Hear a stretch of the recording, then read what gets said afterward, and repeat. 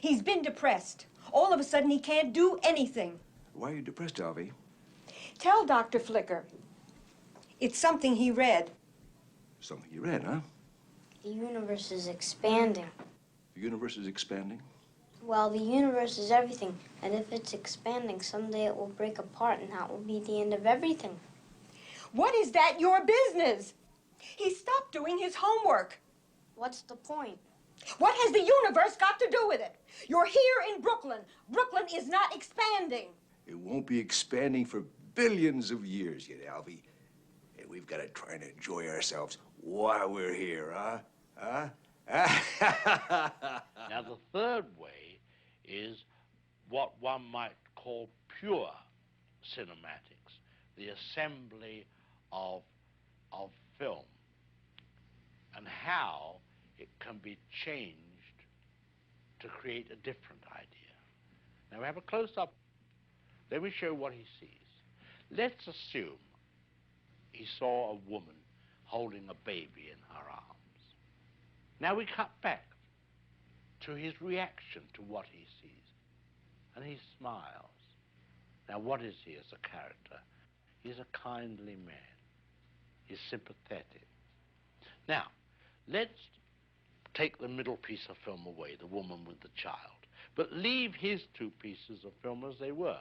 Now we'll put in a piece of film of a girl in a bikini. He looks, girl in a bikini, he smiles. What is he now? The dirty old man. He's no longer the benign gentleman who loves babies.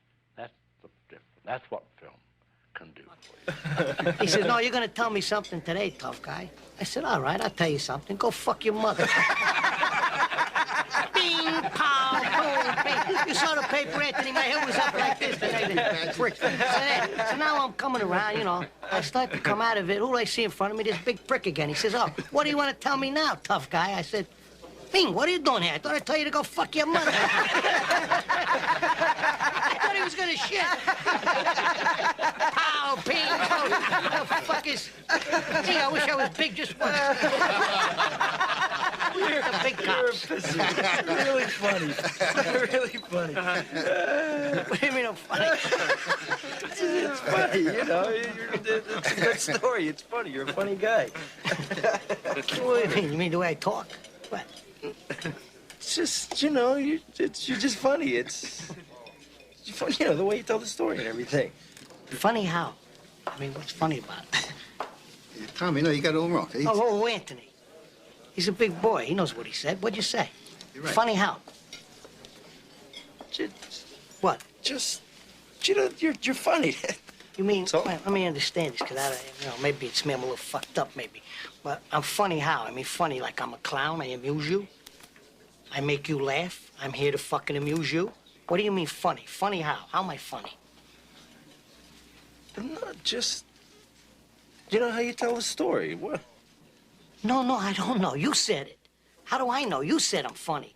How the fuck am I funny? What the fuck is so funny about me? Tell me. Tell me what's funny.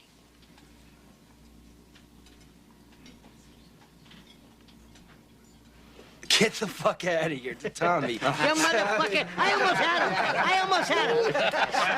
You stuttering prick here. Frankie, was he shaking? I wonder about you sometimes, Henry. You may fold under questioning. A few years afterwards, I happened to be in Venice trying to get some money for a movie during the festival, and poor Churchill had been, right after the war, as you know, crest of the greatest victory that any single man had ever presided over in modern history, was voted out of office. Quite properly, probably, but it was a tragic blow for him. And there he was in the hotel at the Lido with Clemmy, his wife, alone. And he'd go swimming out on the beach. And one day at lunch, I came in with a Russian businessman I was trying to hustle for some money for this picture. And as we passed Mr. Churchill's table, Mr. Churchill saw me and made that little gesture, and the Russian went out of his mind.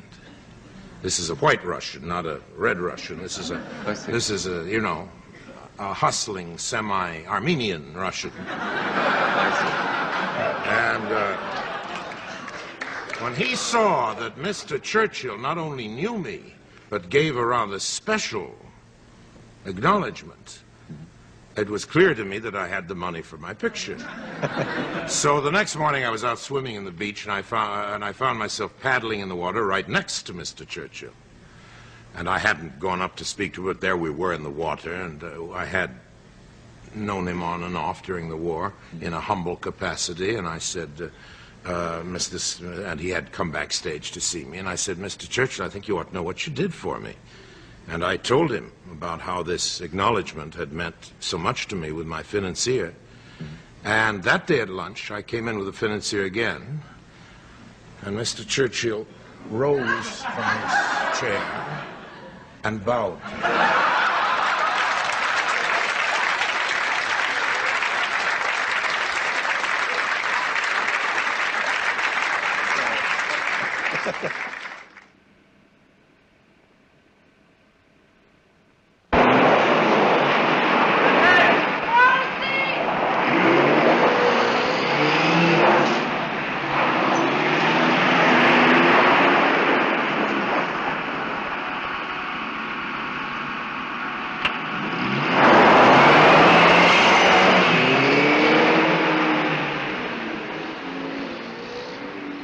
So my whole love for this media comes from paying attention to the past and respecting all the movies that have been made over all of these years. And that's what I say to film students when they say, how do I get a job? And I say, well, it's easy to get a job if you write, because if they buy your script, buy enough of your scripts, you can insist on directing them, or you can just take your device and go out and make a little movie. Anybody can do that today. But I also say you need to look at the old films. You know, I used to have to pay my kids $10 to watch a black and white movie. I actually bribed them. If you watch this movie, and $10 is a lot of money when they're 12 years old. If you watch Red River with me, I'll give you $10. And I had a couple of my kids start the movie, and 20 minutes later, give me my $10 back and leave the room. It's not easy. It's not easy to get us all to look back. But I continue to learn, not just from the films I'm seeing today. I continue to learn from the films that were made 70, 80 years ago. I know you know where they are, so tell me. Before I do some damage, you won't walk away from. Could I have one of those Chesterfields now? Sure.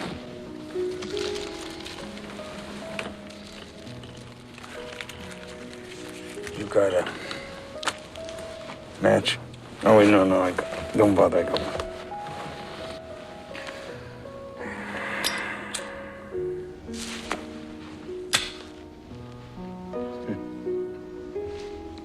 You're Sicilian, huh? Sicilian. You know, I read a lot, especially about things, about history. I find that shit fascinating. Here's a fact, I don't know whether you know or not.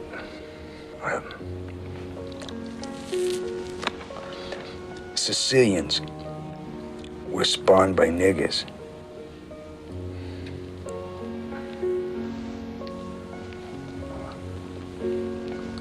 Come again? No, it's a fact. Yeah. You see, Sicilians have black blood pumping through their hearts. And no, if you don't believe me, you can look it up. Hundreds and hundreds of years ago, you see, the Moors conquered Sicily. And the Moors are niggers. See, way back then, Sicilians were like wops from northern Italy. They all had blonde hair and blue eyes. But, well, then the Moors moved in there and, well, they changed the whole country.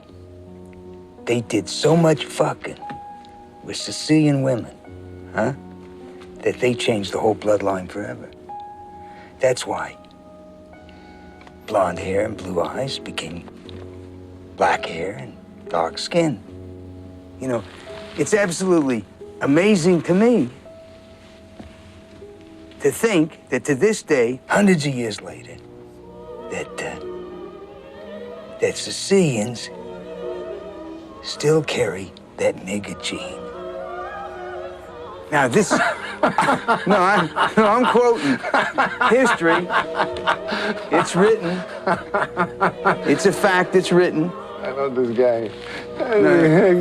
No. Your ancestors are niggers. Hey. Yeah. And your great-great-great-great-grandmother fucked a nigger. Oh, yeah. And she had a half-nigger kid. Now, if that's a fact, tell me, am I lying? 'Cause you're part eggplant. No! Hey. You're a cantaloupe.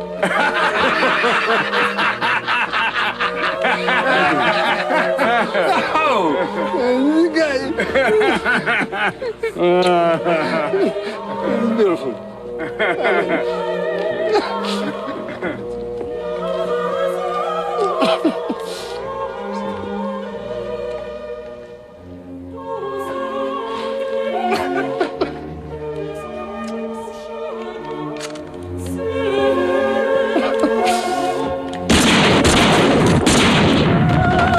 I haven't killed anybody since 1984.